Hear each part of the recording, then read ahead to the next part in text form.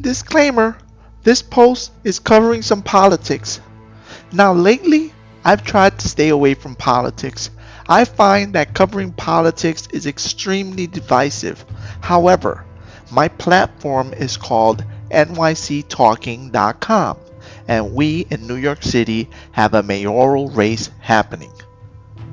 I am obligated to talk about this. Otherwise, what kind of New Yorker would I be? Hey, what's going on, everybody? It's your boy Angel R Talk, and you're listening to the one and only NYC Talking podcast. The city of New York, Boricua from the Bronx. There was a period of time where all I covered was politics. Hell, there was a time I covered right-wing politics. Say word! What? Say word! Yep, believe it or not, at one point, your boy was talking right-wing. Oh, hell no, Angel. What the hell is wrong with you, boy? Yep, believe it or not, for a very brief period, your boy was registered as a Republican. Even then, I was at odds with these people, particularly when it came to immigration. And of course, racism was always a big issue. They were always denying it, they were saying it's personal responsibility, and I was saying, how can you not see this? And when it came to immigration, I would say, how could you deport a veteran who lost a limb fighting for this country? Send them all home. What about the recruiter who recruited him knowing that this guy was probably undocumented? Well, he probably tricked him. Oh, but that's an idiot recruiter. Then he doesn't have to be held responsible for his actions. But the guy who lost the limb fighting for this country is held responsible and he has to be deported. Ladies and gentlemen, I am of the mindset that if a person fights for this country, I don't care if they're undocumented, if they're illegal, if they're from the enemy side, if they fight for us and they support us, then they should have a path to citizenship immediately, instantly granted to them for that sacrifice. You know, these were all things that we were at odds with. Anyway, that was a short period of my life and I left that behind. I no longer subscribe to right-wing politics. In fact, I find myself often fighting them. However, my writing is still out there. It's on many platforms. Some of my shows are out there. And I've left it on my site simply to show the evolution and growth of your boy. All that is to say that right now we have a mayoral election here in New York City, and the two main contenders are Eric Adams and Curtis Sliwa. Now there are a bunch of other candidates running, including someone I personally know by the name of Pressman. She's running. There are other people out there, but we must be honest, and those are the two main guys on the two main party lines. I met Adams once. He came to my building when he was a senator because one of his friends was doing a fundraiser here. We didn't talk too much, but he was cordial. He greeted me, and he then became the Brooklyn Borough president, and I never saw him in my building again. He obviously would never respond to my tweets or invitations to this podcast. I know I'm not big enough, but you know, people listen. People listen, and it is called NYC Talking. I know some of his history, and he definitely had my attention in the primary. To be entirely honest with you guys, I actually voted for Eric Adams in the primary for several reasons. One of them being that he is a former cop. Now, I know we have a lot of problems with the police in New York City. But before you jump down my throat, hear your boy out. Now, you might ask yourself, why would I do that? Well, here's the thing. I don't want to live in a New York City where we get rid of the cops. Now, I'll repeat. I know there are problems with the police. And I'm all for reform to fix the police. And I am under no delusions that we don't have problems that need to be worked on. But I also am not under the delusion that you and I and society in general here in New York City is good enough to be safe without a police presence. I'm sorry. We're just not that good. There are a lot of criminals here. There are a lot of bad people who would prey on the weak. And that's just the truth. And if it weren't for the police, those people would devour the weak in this city. That is not gonna work for me, and that worries me. If y'all been here in New York, y'all seen how things have gotten crazy more recently. And I kind of feel like this is de Blasio's fault. New York, it feels like it's been sliding back towards the 80s. My wife was actually attacked here in our block by a mentally ill person. She was assaulted, bruised up. The cops never found anyone. They didn't even seem to really care. If we didn't chase them, they would have never even came to take a report. Now, I'm not out here shitting on the police. I'm just keeping it real with y'all. These people didn't really make an effort. That's just the reality. A couple days ago, a woman tried to set fire to a building here in our block as well. In the subway, there's so many homeless. In the street, there's so many homeless. Crime has gone up. We had a murder on New Year's Day in my block. Let's be clear. Actually, there have been several shootings, one of them resulting in a fatality. And I'm supposed to live in a nice neighborhood. Point with that being, if it's happening in a nice neighborhood, imagine what's happening in the not so nice neighborhoods. None of us should be subjected to shootings, regardless of where we live and our financial standing. There's been multiple shootings. Just a week ago, there was a shooting in Queens Boulevard, broad daylight, in my block, by the damn courts, by the courts. Now, if that doesn't tell you that these criminals are becoming bold and they simply don't give a fuck, I don't know what will. That's what's happening in New York. So I figured, hey, if Eric Adams was a cop, that means he must truly know the culture of the police. He must know how they operate. And maybe he's the guy who can bridge the gap between the administration, the civilians, and the cops. And maybe because of his past experience, he's also a black man who I'm sure empathizes with us as minorities and so on, right? I hope. I mean, let's be real. Just because he's black doesn't mean he's going to be for the black cause. You know what I'm saying? So I took a gamble and I said, you know what? I don't want some extreme person who's going to try to completely obliterate the NYPD. I don't want some person who's going to weaponize the NYPD and get them out there and go back to the days when we are completely decimated by the NYPD. Maybe this guy can find that balance. Maybe he's the one. I don't know, guys. Honestly, I don't know.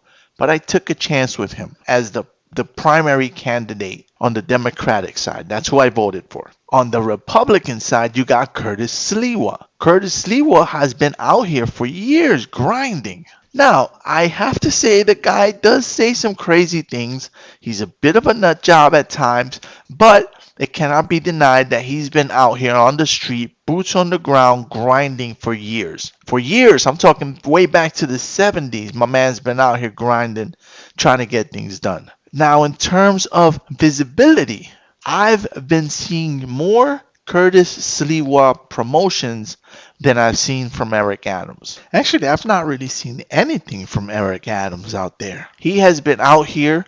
He's been in Brooklyn when there's been shootings, showing his face. Hey, I'm here because of the shootings. Where's Eric Adams? That was one of his posts, asking, where's Eric Adams? I saw a video of how he handled a homeless man who was mentally ill and came and interrupted one of his events. I'm not sure if that was staged or not, but it's stuff that he has really actually been doing. It cannot be denied that he's out there. So Sliwa has my attention, and I'm sure he's got the attention of many other New Yorkers. There are other candidates running, but the main ones are Sliwa and Adams. Now, Sliwa taking a win in New York City as a Republican, it's a very slim to none chance, but it's not an impossibility. Remember, no one thought Trump would win. He's just a clown. He's just out there being a knucklehead. But I saw booths in Flushing for Curtis Sliwa. I saw people out there promoting for him, grinding for him. I've seen guardian angels out there grinding for him. So he's getting his name out there. And the biggest mistake that I believe Eric Adams can make is to assume that he wins it by default because he's the Democratic nominee. There is no guarantee, my man. There is no promise. Curtis Sliwa is out there grinding. He's focusing on crime. He's focusing on mental health. And he's focusing on animals. You know who loves animals? Everybody. Regardless of your race, gender, creed, associations, everybody loves animals. My man is out there reaching people. Animals! Now, if you go and sleep on him the way Hillary Clinton slept on Donald Trump, you may get surprised. He may get just enough of these people that you don't talk to get that vote. It should also be noted that there are no guarantees that people are going to go out there and vote. So if you're counting on winning by a vote that may not even show up to vote, you need to step that game up. Anybody here ever heard or seen Eric Adams in Flushing? Nope, I haven't. If you have, let me know. You cannot underestimate the Chinese population in New York City. You cannot underestimate the Latino population in New York City. Curtis Sliwa is talking to all these people. He's been out there doing it for years. Eric Adams, I've not seen anything from you in this capacity, my man. The only post I've seen from Eric Adams is from a guy we share in common. His name is Tommy Torres, and he's been sharing pictures and video of Eric Adams being out there grinding with his people in Brooklyn. Brooklyn is the biggest borough, so I get it. You're out there trying to secure Brooklyn. You're the Brooklyn borough president. I mean, it's safe to say that you got that place on lock. If there's one place where you can think to yourself, man, I got him on lock, it's going to be Brooklyn. But don't sleep on Bensonhurst. Don't sleep on the other neighborhoods. Once again, a very Asian heavy populated area. And remember, there are still attacks happening out here against Asians. You need to talk to these folks, and I'm not seeing it. You got to grind, my man. Don't forget the Bronx. Don't forget Queens. I ain't seen you out here. I ain't seen nothing for you out here. I've seen stuff for Sliwa. Representation matters, my man. People need to see you. They need to know you care. They need to know you're going to be involved. I ain't seen you out here in Queens. I ain't heard nothing from you about the shootings. All I'm saying is, don't sleep on them the way Hillary slept on Trump. New York City is very heavily Democrat. We just assume that it's always going to be a Democrat to win. And generally it is. But we've had years of de Blasio, and people are not happy. In general, people are not happy. So along comes Sliwa during a time of turmoil in the city. Just like Trump came along, and he may appeal to people who may not even admit they vote for him, but they do it. All I'm saying is, don't sleep. As of this point, I have not entirely made up my mind where I'm going with my vote. Though, initially, of course, I thought I'm going to vote for Eric Adams. I mean, that's who I voted for in the primary. That's the guy that I was rooting for. So that kind of feels like who I'm going to lean towards when the day comes. But Sliwa has my attention. I guess one can say this is Eric Adams' race to lose. You kind of feel like he's got it in the bag, and all he has to do is not fuck it up. And one of the things that he could do to fuck it up is to make the assumption that he's got it on lock. When I'm telling y'all, people are listening to Curtis Sliwa. They won't publicly admit it because it is New York City. But he's got the attention of people. He's out there talking. I've seen black people talk on his behalf. I've seen white people talk on his behalf. I've seen Asian people talk on his behalf. And remember, even Latinos in some cases have conservative views. I mean, imagine if you out here walking the street and there's people punching you in the face and kicking the crap out of you just because you're an Asian person. You're not going to be happy. And I haven't seen anything from this man talking about that. Sliwa has been focusing on crime big time, and that's going to appeal to a person who just got punched in the freaking face. If you'll remember, that's what happened to my wife. She got attacked. My wife is Chinese American. Don't you think she wants to feel safe? My wife is not heavily involved in politics, but she's going to ask me who she should lean towards. And I'm going to go with whoever I believe is going to make us safer overall. So yeah, I was leaning towards Eric Adams, and I still am, but I'm also listening to Sliwa. Now the problem with him is that he ran under the Republican ticket, which concerns me, and I'm sure it concerns other New Yorkers. So by default, we will write him off. If Curtis Sliwa had run on the Democratic ticket, we probably would take him a little more serious and give him more chance to listen to what he's saying. The problem is he wouldn't have made it out of the primary. I really don't believe that he would have. Somehow he got enough of the Republicans and actually be the main guy that's running against him. And there's a bunch of other smaller candidates. Someone I personally know, Pressman, is running, and I wish her well. But the reality of it is that in New York City, in this two-party system that we have and we've yet to dismantle, it's basically Eric Adams and Curtis Sliwa. And it is my belief that Eric Adams will be the winner. However, I must say, he cannot come out here sleeping on Curtis Sliwa, assuming that he got this on lock, because that's the same damn thing Hillary Clinton did, and y'all saw where that got us. Y'all saw where that got the nation. That got us a Trump presidency. Now I gotta be honest with y'all, I don't even remember his presidency. It was like a blip.